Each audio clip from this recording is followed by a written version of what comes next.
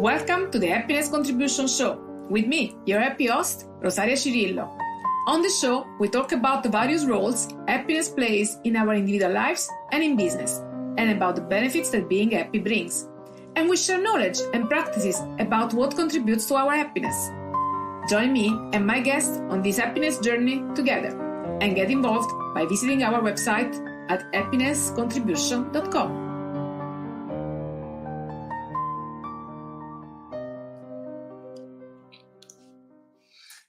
Welcome to the Happiness Contribution Show. I'm your host, Rosaria Cirillo, Italian, living in the Netherlands since 21 years with my Dutch husband and two boys, 11 and 13.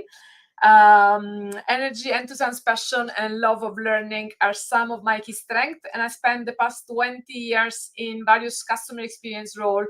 I'm a customer experience professional, happiness trainer, laughter yoga teacher, speaker, trainer, and corporate advisor on all things customer experience and happiness, and the author of Yellow Factor. And I evangelize the role that science of happiness and well-being play in business and in life. So the Happiness Contribution Show is my place to share that knowledge and really to bring on practices about what contributes to our happiness and how we can contribute to others people's happiness as individuals and as business leaders. And this is the first episode back again after 6 months of again a sort of hiatus. Why? Because in August 2013, there was actually a big change for me. I started a new job as a lecturer at the Bachelor of Creative Business for Hogeschool Utrecht. Back to part-time employment after 10 years of freelancing self-employment, and also in a very different context with students rather than business leaders. So in a way, I was busy changing my professional path, which you will understand in a second why it matches so much with today's episode. Because basically today, in this new season, you could say, I have the pleasure of interviewing Dorota Klop-Sowinska. Welcome, Dorota. And Dorota, thank you so much. Dorota is an executive career coach, founder of DoSo coaching, certified coach and counselor from the Dutch Academy of Psychotherapy. In 2020, she completed a new background studies in neurocoaching and obtained something super cool called a BrainBased coaching certificates and a result-trained coach certification from the NeuroLeadership Institute. And she's also a certified mental fitness coach from Shizat Shamin, which I absolutely love, with positive intelligence. In 2022, she was selected to join Forbes Coaches Council. So it's a huge list of things. So first of all, welcome again, Dorota. And Thank you. Happy to be here. The one more thing I want to add before giving you the floor is I always like to share a bit of background on how I actually connect with our guests. And really, Dorota and I have been knowing each other for years through the Amsterdam Business Mamas Network and various other professional women network in the Netherlands. But we really got to then connect one-to-one while Dorota was in the process of writing this amazing book, Career Jump: How to Successfully Change Your Professional Path. And I had recently published Yellow Factor, so she reached out to share experience.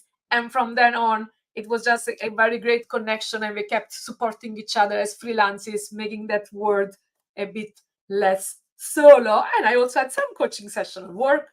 So again, finally, let's hear directly from Dorota. And my very first question is always, who is Dorota as human being? Who are you? Yes, thanks, Rosaria, so much for welcoming me and having me as your first guest of the year. And I think I wanted to add one thing. What connects us, the two of us, is actually our craziness and love for certain colors. And you being a yellow fan, and me being a pink fan. And I remember one of the first days where we met one-on-one, and you came with a yellow beret and I came with a pink beret, and I was like, it was such a beautiful meeting. So yes, who is Dorota? I always start with introduction. Hey, I'm Dorota, and I'm Polish. So that's, I think, very big part of my identity. Maybe also living in Netherlands, that I always highlight is I'm from Poland. living in Netherlands 20 years, will be 10th of February. Also married with a Dutch guy, and I have 2 girls. You have 2 boys. I have 2 girls. They are 16 and 8. Also sort of a mama to a very cute little dog. That's already 11, and we love her to bits. Yes, I think going further, how would I, of course, I'm a daughter, I'm a sister, I'm an aunt, and all those, roles that I have. And professionally, like you mentioned, I'm a executive and purpose-driven career coach. So the purpose is a big part of my work that I do with my clients. And a big matcha fan, to something on a private note. And my day doesn't start without matcha cup. So that, and also yoga fan, nature, forest fan. Yes, that would be in a nutshell. How did that matcha thing came along, by the way? Like, I saw it's like you really are a strong lover of matcha. What drove that passion for matcha?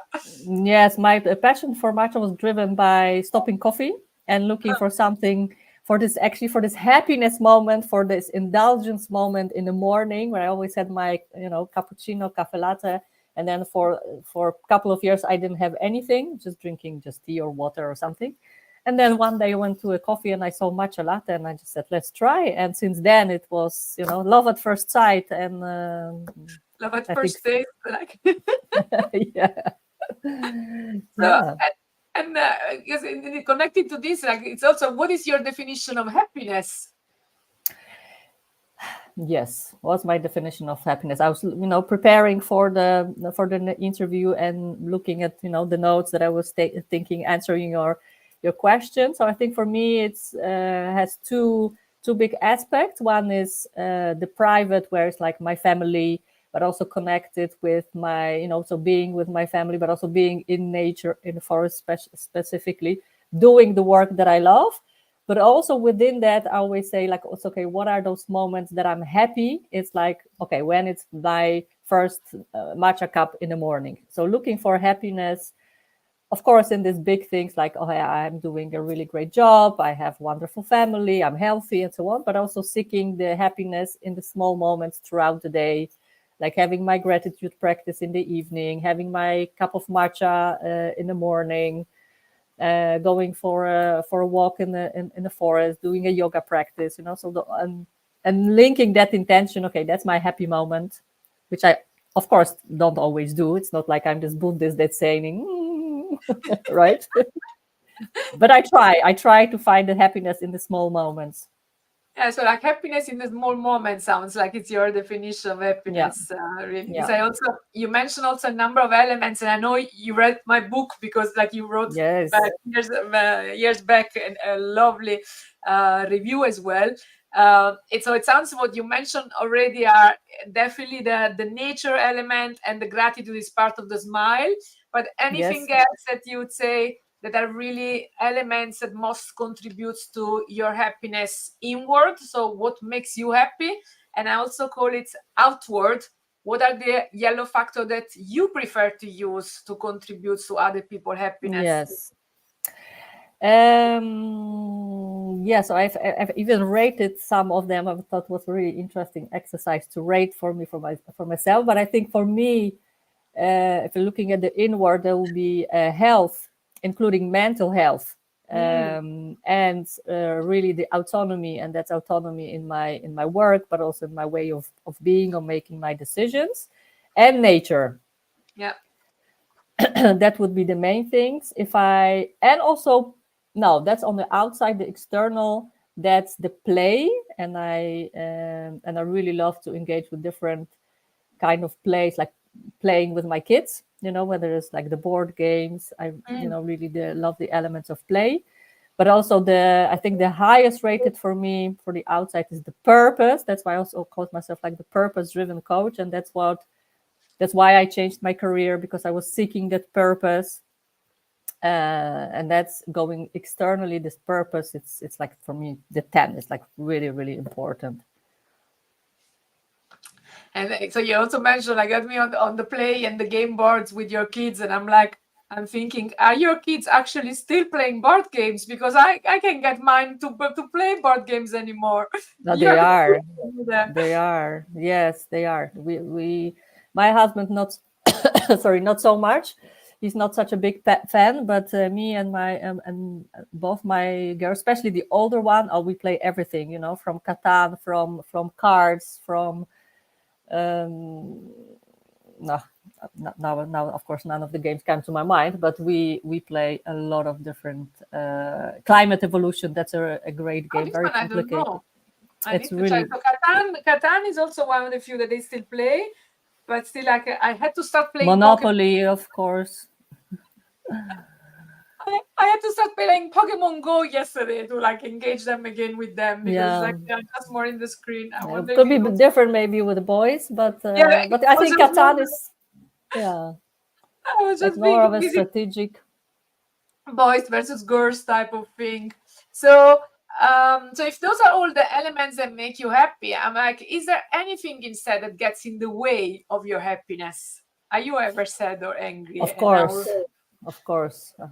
Unfortunately, yes. I'm not sure if I'm often maybe sad. Am I? Yeah, I can be, of course. If I really want a certain thing and or something, terrible happens, I think it's also difficult not to be sad if you look at the news. And especially, I think one of the elements that I also scored high is empathy. So if you are feeling, for people and for others, then of course the sadness gets also into you. I definitely also get angry and upset, and that's very often with my kids that I laugh like crazy. But I always say there's no other person in the world that can make me, so happy and so loving, and at the same time so angry and mad. And how do you overcome it? I'm thinking, I know you use positive intelligence a lot. Is that your main secret weapon to overcome sadness and angriness, or is there anything else?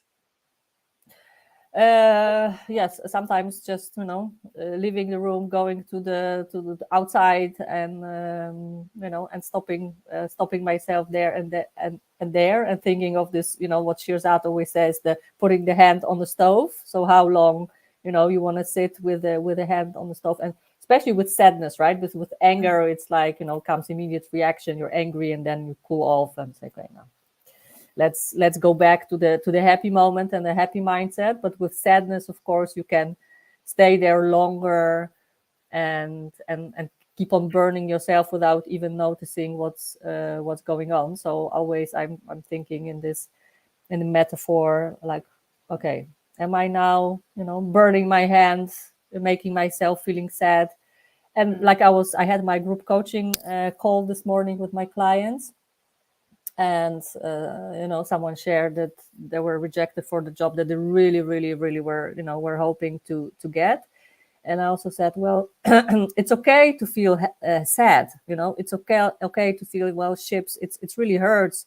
It's painful, and I am a human being, and I can allow to feel sad and angry and really, really frustrated, and just sit with it. We have also this tendency to flight immediately from those negative emotions, but that's of course not to stay there feeling really sorry for yourself for weeks to come, because that will not help you to make those new decisions or job applications and so on. So I try to apply the same tactics with myself. So feel anger, feel sadness, and then what have I learned from there, and move away. And sometimes it works, and sometimes not. And you mentioned both as a part of your contribution purpose, and you were just mentioning now the calls with your clients. So that's, I guess, under the umbrella of DoSo coaching. Can you tell us a bit more about it? Why did you start it? How did it go? How did you make that professional change for yourself? Yes, that was a long time ago, 16 years ago, when my first daughter was born. But before that, I already felt, I was working in a corporation, and I really had a very nice job and nice boss, and all the things around that were nice colleagues, great team. great environment, traveling. So there was a lot of great elements there, but the one that was really missing was the purpose. And I was always thinking, is that it? Is that the purpose? And of course, the job has a certain purpose. Every job has a purpose, but it was just not the purpose that I could say, this is like my purpose, that I think it's so important and I want to spend my life doing that. And then when my first, daughter was born, and then it was like life-changing moment, because as you know, it could cost me my life, because the delivery was really, really traumatic. And that was a moment for me where I thought, okay, what are you going to do further with your life, and your work?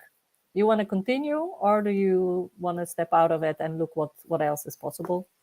And I decided to do the second. Started, go back to, however cliche it sounds, go back to the old passion, being psychology. And first I wanted to be a psychotherapist for children with traumas, because I thought that's really a beautiful purpose and aligned with what I was really interested in. I was psychology. And then, long story short, when I started my coaching and counseling studies, I thought, no therapy, no children, and no traumas, right? and then being also international immigrant in Netherlands, the Dutch clients were not coming to me. So I thought, no, let's then focus on international people who are coming to me. And the topic that I really, really love is also career, but career seen in a sense from doing the work that has a meaning to you. That's how DoSo started. And so I hear you saying also how it kind of, I don't know what's the right word, but it was kind of, it was almost evolutionary. So it was, I'm wondering, is it that you really sit down at the table and start making plans and say, okay, this yes, this not? Or was really that you tried out things, you went through the process and continuously adjusted and made correction, rather than just go from one moment to another one to a massive change? Yeah, it was a great question, and I think it was both. So before I stepped onto this path, psychotherapist for children with traumas, then the other path that I had was then I'm going to stay as internal auditor as I was, and I'm going to try to join a very noble organizations like United Nations, Of course, I didn't know at all if it was possible, but it was sort of my two paths, because I was like, am I really going to give up all the knowledge and experience that I have built in the 8 years and do something completely wild and different? And now that I've done that, and it's so long, and I think, it's not such a big deal, but at the time it was like, like you would tell me now, tomorrow you're going to climb Mount Everest. I would say, well, you're crazy, right? So I had the same feeling, like it was so crazy to do that. But then I had a chat with someone, and someone asked me, so just close your eyes and imagine in 5 or 10 years, what do you see yourself, doing? Because, the auditor for United Nations sounds like a great choice, but it was very rational. And, in my heart, I knew, I don't want to do the work of internal auditor, even if it's for United Nations in 5 or 10 years. Yeah. So that was a moment of decision when looking, this or that. And then very much it went organically. So I also say to my clients, you can have, of course, that's what I do with my clients, to get them to this clarity, what yes or no, why certain things. And then for many people like me, so you just need to step on the path, and the path will reveal to yourself when you walk, right? So you just open the first door, and people will open the first door and they say, okay, the world that I will see, it's the world that I will stay, and this is the path, right? But it can be you open the first door, and that's just a door to another door and another door and another door. But you will, if you never open the first door, you will never get, so I would never be, a career coach for expats living in the Netherlands. Should I not have the dream to be a psychotherapist for children with trauma? So should I not follow that path?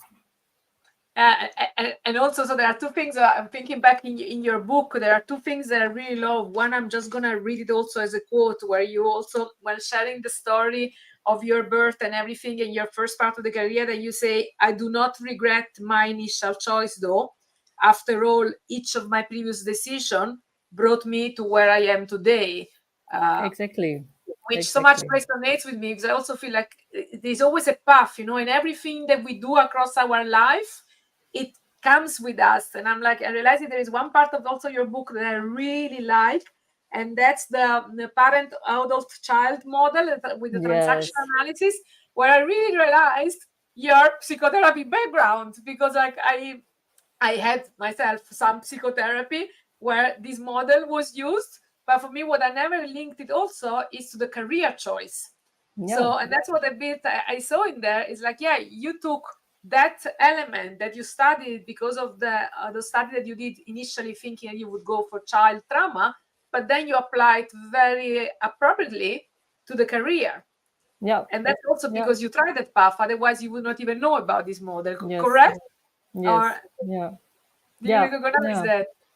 Yes, definitely. And I also, like I had initially this idea, okay, do I go for internal auditor for United Nations or whatever, the path is going to be. And then I see also with my clients, I also use the parent adult child model very much for them to identify which part of you wants what, right?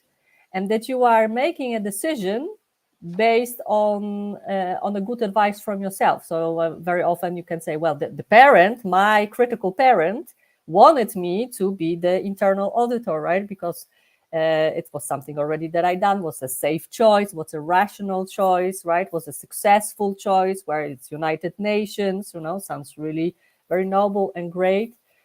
And then if I go to the child, the child in me that really wanted to go, to something that I was dreaming of, so psychology and so on. And the adult at the end decided also, you are not going to study only psychotherapy, you're going to do first coaching and counseling, and then I could go to the second year of psychotherapy for kids, should I want, right? So I thought, hey, I already have a certain profession, I can continue if I want.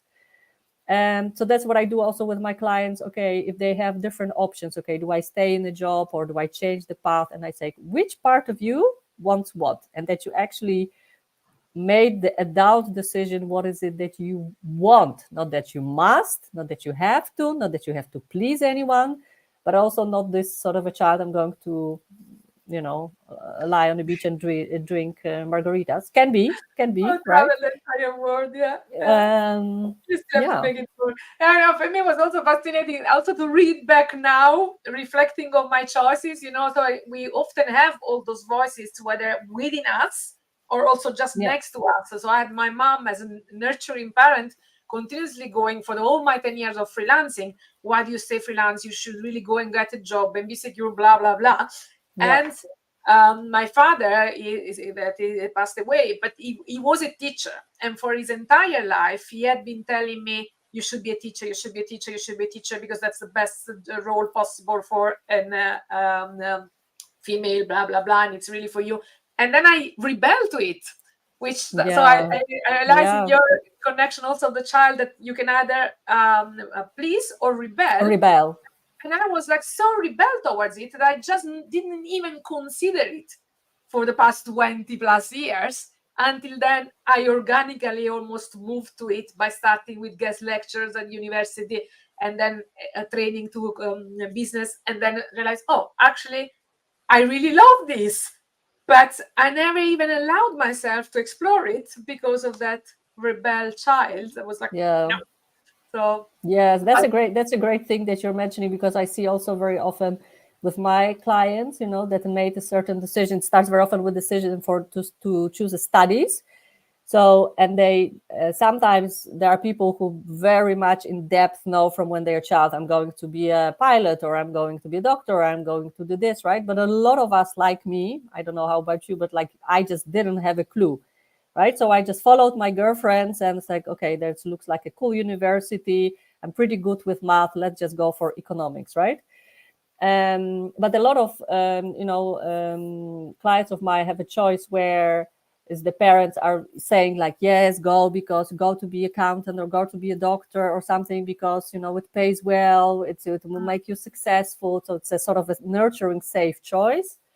And then some of the people say, yes, I will do that, and they oblige, and then deep down inside, after a couple of years, says, well, no, actually, I always wanted to be a vet, or I always wanted maybe to be a teacher or something, and I listened to my parents. Or they do the opposite, right? So depending on what kind of character, they said, yeah, you should be maybe an actress, right? And they rebelled, and they went completely different opposite, just not to be in agreement with the parents, and only later go back. Yeah, there was maybe some truth in it, and I didn't even take it into consideration. Yeah. And it's interesting because also, like, for me, from that point of view, also all my friends were doing lawyers or medicine, and that was also the path. Also, my parents next to teaching, but I was like, no, that's not interesting.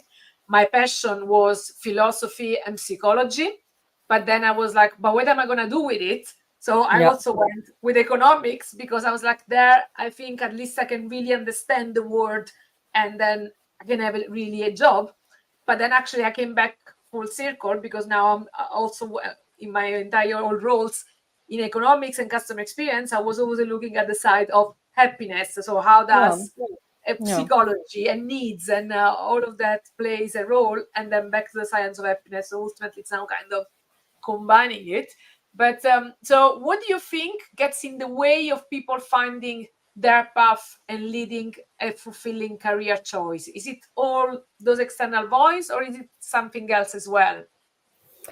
Yeah, so that's a good question. So that's very much depending on the stage, right? So if you're a young person, like I see my daughter is now 16 and she's finishing her high school, and she needs to make a choice for her studies, and she just doesn't know, right? She's just very young still, and she's going actually to take a gap year to explore and experiment with a lot of things before she commits into something. But like, see, I think a lot of people just some kids have that passion and drive and know from where it's going to be that.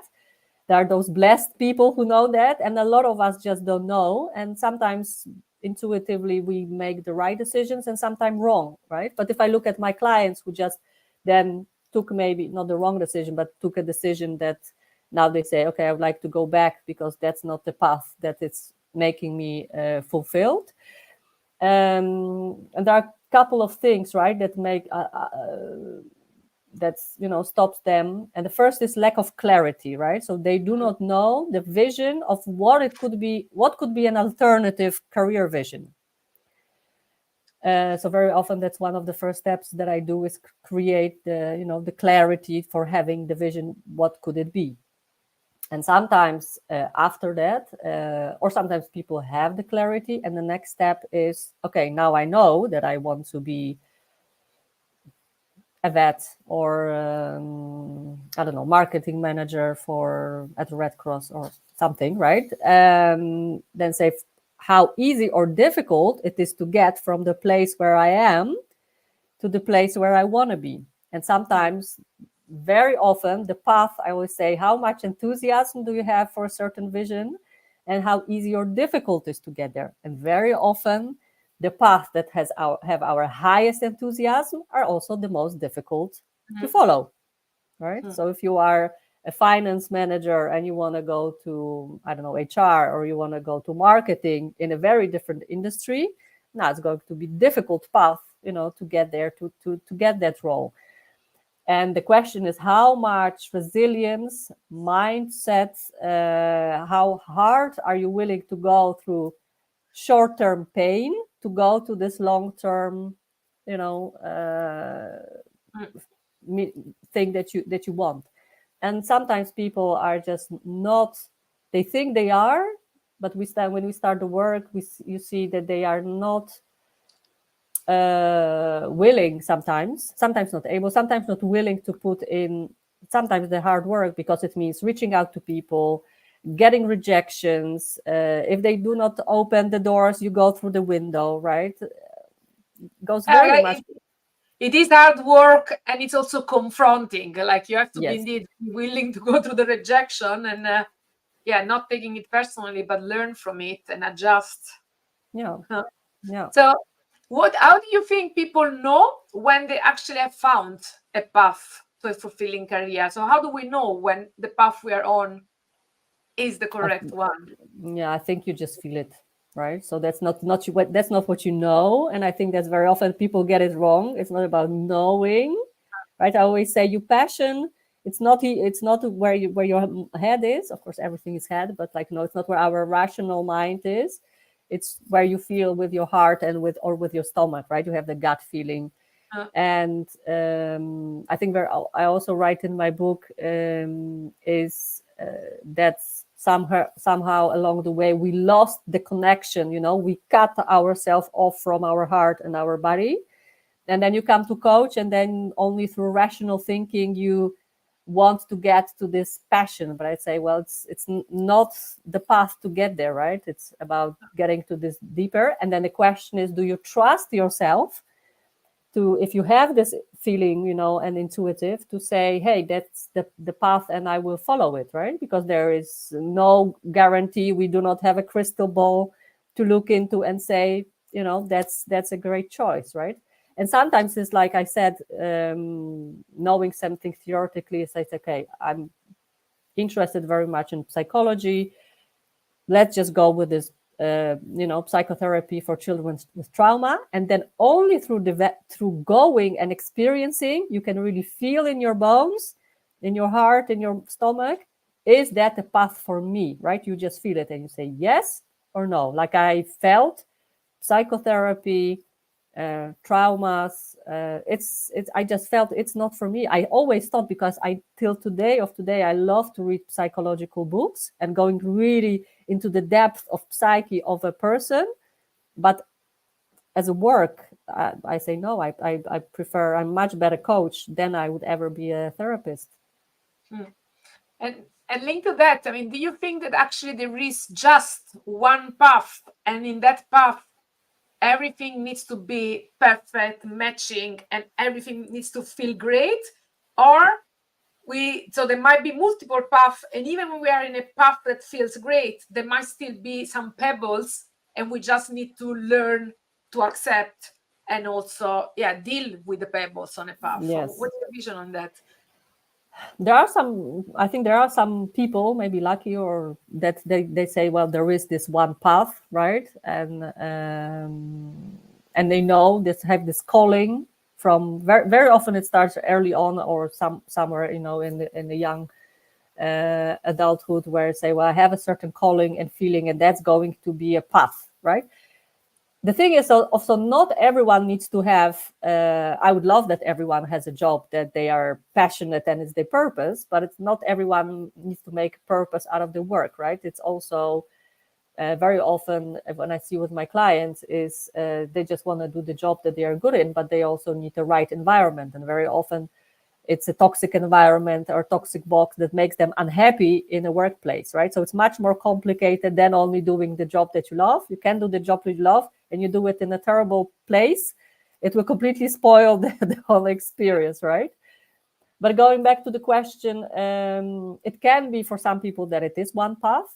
But I think for many people who are multi-passion, multi-talented, it can be different things, which is a blessing and a curse, because a blessing is there a lot to choose from, and a curse is, okay, but if I commit to that, then I'm scared that I will close other things. And there is always the danger that you keep yourself stuck, but saying, I do not want to commit to anything. Because if I commit to something, then I say no, and then at the end you keep yourself stuck. So I say, follow the curiosity, follow the things that you are most curious in the moment about. Give it a try of, I don't know, half a year, and say for yourself, is that it, right? At the same time, I would say, if I would have parallel lives myself, I know next to being career coach for expert, I would be, and if I had stomach for it, I could be a great detective, right? Because I would use also the same skills, right? Sitting across the people, asking questions and making the connections, right? I would also love in the parallel life be a neuroscientist, right? I love the brain work and so on. And something I could also be a very happy pharmacy owner, because I love medicines. I love supplements, medicines, and I always, when I'm in a new city. I go always to the pharmacy, and it's like, my husband says, we go to the new city.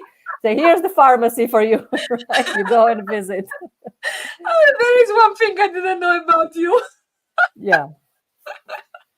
Like this old lady going for her medical supplies, right? But so yeah, but art is the path that I'm saying, okay, now I will stop my coaching and buy my pharmacy. And so no, I'm really happy with the path. But I could have parallel lives that I could imagine I'll be happy with doing, other things, other things as well. Yeah, no, it's cool, and it's like I can really, it really resonates with me as well, because I really feel like where I am right now, I'm really happy with my new job. I'm also really happy that it's 3 days, and in the 2 days I can still do some freelancing. But I still can imagine other things that I could be doing and be happy with, like being a painter. But indeed, at some point, it's choices, and then this is what is good now. And what will be good for the next maybe 5 or 10 years, and then who knows, maybe in 5-10 years something else comes along. But it's just trust and follow the path and be open. So love it. Cool. And sometimes also commit to out of those, if especially for people who have this multi passions, and sometimes I'm so passionate about anything, and I say, okay, and what have you been doing? I say, well, actually nothing, right? Because I cannot commit. And I say, actually, in a book, one of my clients said, just follow your curiosity, like follow the thing that you are most curious about, and give it the time, nurture it to grow, and see what comes out. And if you feel, well, it's used its potential, then you go to your next thing that you are passionate about, right? And when I do the exercise with my clients on the passions, we also look which of your passions, and you can put them in 3 buckets, right?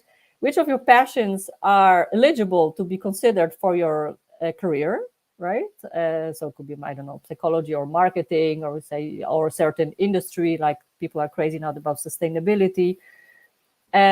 Which of your passions are your hobbies, and will always be there? Like, I love cookbooks, right? I'm never going to be a chef.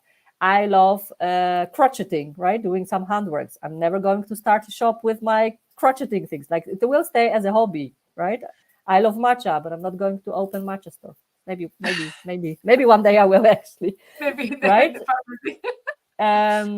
So have that clarity. And what's in the gray zone, right? So what are the things that you say, hey, I didn't allow maybe even myself rationally to think, but maybe that's the area where I'm interested and I didn't explore enough. And it could be something that I would be professionally interested in, but I didn't yet give it the time or think, and just, and I guess, and start exploring it, right? Sometimes we just don't, or keep it just for a few hours. And now, as you talk, I'm realizing, actually, there's one more thing that I've been doing as a parent. Like in the group 7 and 8, the school asked if we wanted to help and support with creative.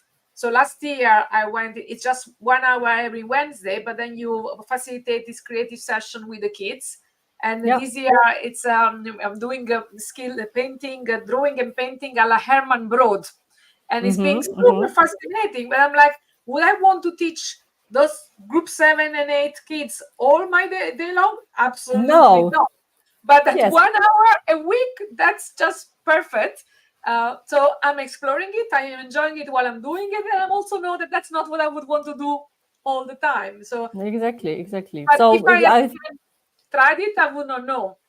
Yes. And I think we are living now in the place where we are living in such a good times that we can have this multiple path, right? So we can have a job that we say, okay, it's a nice job. I have a, great, I use the skills that I'm good in. I have a nice environment, and I still feel there are other things, other passions and talents that I have that I cannot, channel and use it and say, yes, maybe I want to do another thing right next to it. Like, I have also clients, her story is also in the book, and she said, I want to have my corporate job because it gives me exposure, it gives me trainings, gives me colleagues, good salary and everything. And next to that, I want to explore my creativity And she created, her company where she supports communities in India, and they are, creating art and selling it here in the Netherlands. And she said, that's my creative purpose outlet.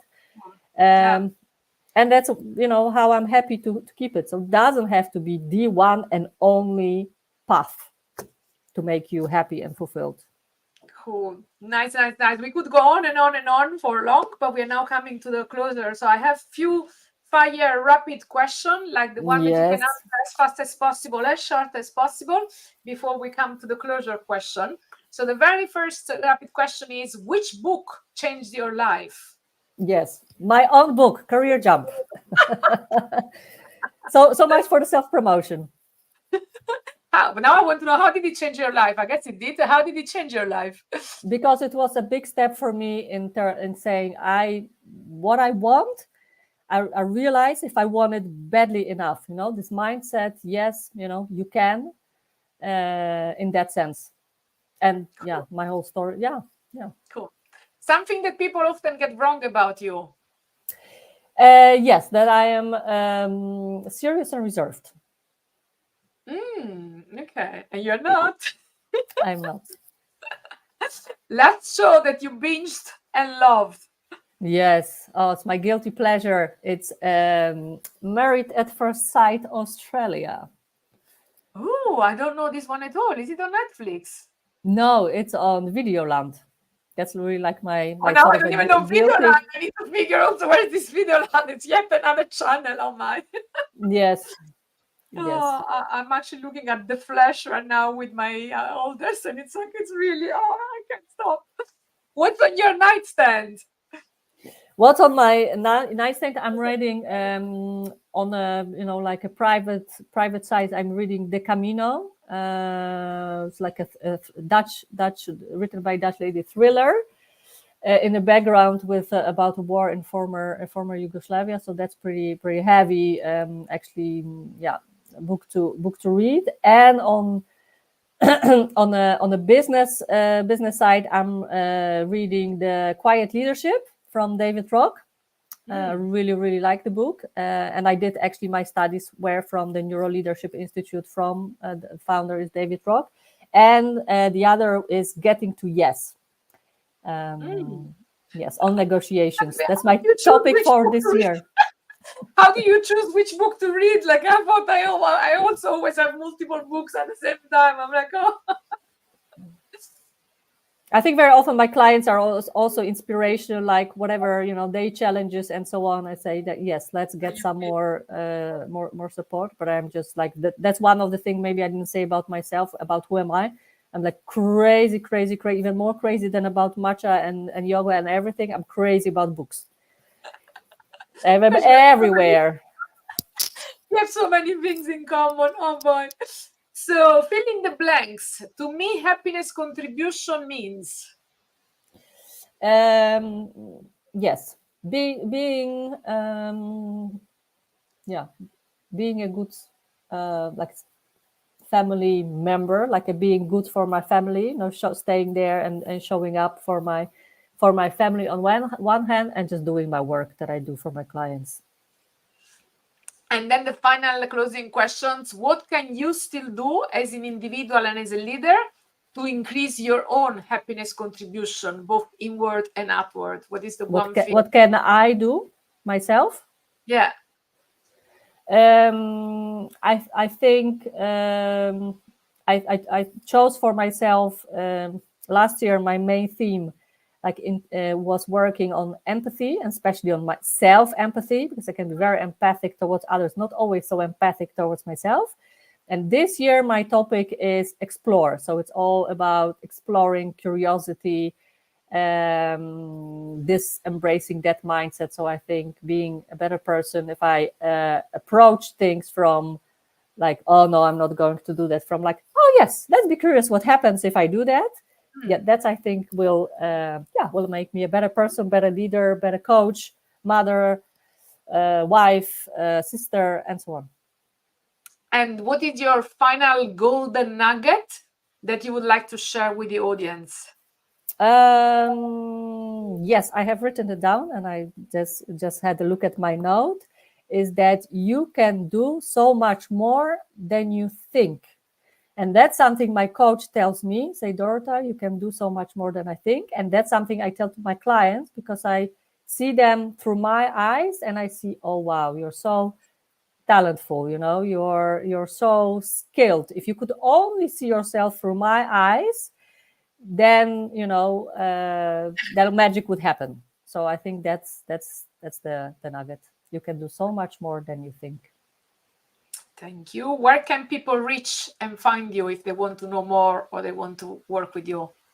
Yes, of course, through my website, www.dosocoaching.com, and all the links to all other places are there. So that's the main thing, dosocoaching.com. Cool. And we'll add it also to the show notes. So that was it for today. Thank you, Dorota, for being with us today. It was great fun. Yeah. And thank you all for listening. That was it for today's episode.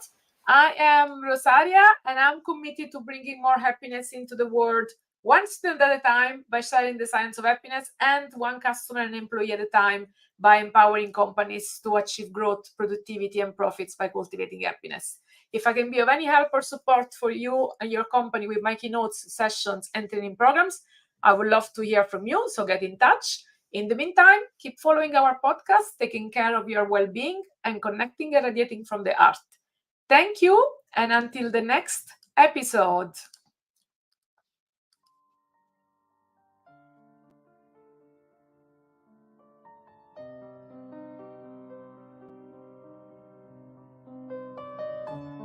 This was the Happiness Contribution Show, available on YouTube as webcast and on your favorite channels as podcast. If you like the show, we would appreciate if you share it with one person that may benefit from it too. Subscribe to our channel and tune in for the next episode. You can find all the episodes and discover more happiness contribution tips on our website, happinesscontribution.com. That's all for today. Stay happy and healthy and nurture happiness contribution.